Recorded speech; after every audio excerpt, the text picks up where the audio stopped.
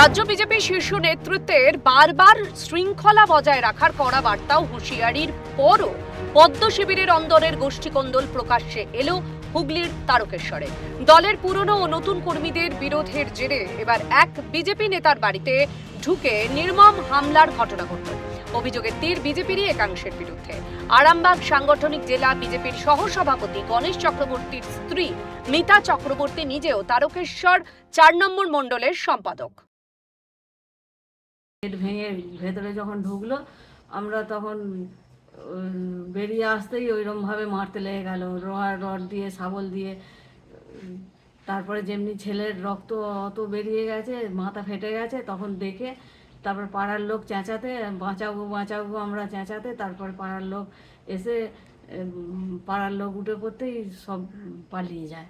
গেটটা ওই তালাটা ভেঙে ঘরের ভেতর ঢুকে আমার মায়ের গায়ে প্রথমে হাতে এমন মেরেছে, হাতটা এখানটা ফুলে গিয়েছে।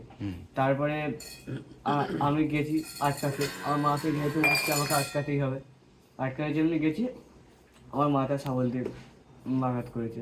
মাকে বাঁচাতে? হ্যাঁ, মাকে বাঁচাতে গেলুম। তারপর পুলিশ এলো, পুলিশ আসার পর তারকেশ্বর বৈদ্যুতিক হসপিটালে গেলুম এবং প্রাথমিক চিকিৎসা করলাম। গণেশ চক্রবর্তীর দাবি, হামলাকারীদের তিনি চেনেন এবং তারা নবাগত বিজেপি। তিনি জানান, তারকেশ্বরে পুরনো বিজেপির সঙ্গে নব্য বিজেপির দ্বন্দ্ব দীর্ঘদিনের। তিনি পুরনো কর্মী হওয়ায় দল বিরোধী কাজ বা অনিয়ম দেখলে প্রতিবাদ করেন, আর তারই চরম মূল্য চোকাতে হলো তাঁর পরিবারকে। ঘটনায় তারকেশ্বর থানায় লিখিত মৌখিক অভিযোগ জানানোর পাশাপাশি দোষীদের কড়া শাস্তির দাবি জানিয়েছেন তিনি। আমার ছেলে তখন কাঁদছে, মানে তেড়ে যায় যে এই কেন মারলি আমার মাকে, বলতে ওর মাথায় মারে। বলতেও ক্ষোভ বিক্ষোভ বিভিন্ন রয়েছে। নবাগত তৃণমূল, এই নবাগত বিজেপি যারা পুরনো বিজেপিকে সম্মান করছে না, তাদেরকে চিনতে পেরেছি। তাদের মধ্যে আমাদের বিজেপিরই কিছু ছেলে, মানে না, আমি দেখেছি তারা বিজেপি করে। অন্যদিকে কেন্দ্রীয় প্রতিমন্ত্রী সুকান্ত মজুমদার গোষ্ঠীদ্বন্দ্ব প্রসঙ্গে জানিয়েছেন, কোনো গোষ্ঠীদ্বন্দ্বের বিষয় নেই, কিছু লোক ব্যক্তিগত স্বার্থে ঝামেলা করছে এবং দল তাদের বিরুদ্ধে উপযুক্ত ব্যবস্থা নিচ্ছে। দেখুন, কোনো গোষ্ঠীদ্বন্দ্বের বিষয় নেই। কিছু মানুষ নিজেদের স্বার্থে, ব্যক্তিগত স্বার্থে কোনো জায়গায় ঝামেলা পাকাচ্ছে, পার্টি ব্যবস্থা নিচ্ছে।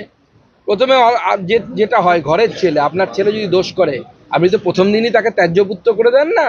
প্রথমে বোঝান, শোনা বাবা করেন, তারপরে 2-4 ঘা দেন। আমাদের পার্টিও তাই করছে। যখন না মানে তা ত্যায্যপুত্র করতে হবে, তখন লাথি মেরে বের করে দেবে পার্টি, তখন বুঝতে পারবে। তোলাবাজি, কাটমানি ও গুন্ডা দমনের শীর্ষ নেতৃত্ব জিরো টলারেন্স নীতির কথা বললেও স্থানীয় নেতৃত্বের দাবি, রাজনৈতিক পরিবর্তনের সুযোগ নিয়ে তৃণমূলের কিছু অসৎ নেতা বিজেপিতে ঢুকে দলকে কালিমালিপ্ত করার চেষ্টা করছে। তবে দুর্বৃত্তদের জন্য সেই দিন যে বেশি দিন মধুর হবে না, তা বিজেপির রাজ্য সভাপতির খোলা চিঠি থেকেই স্পষ্ট।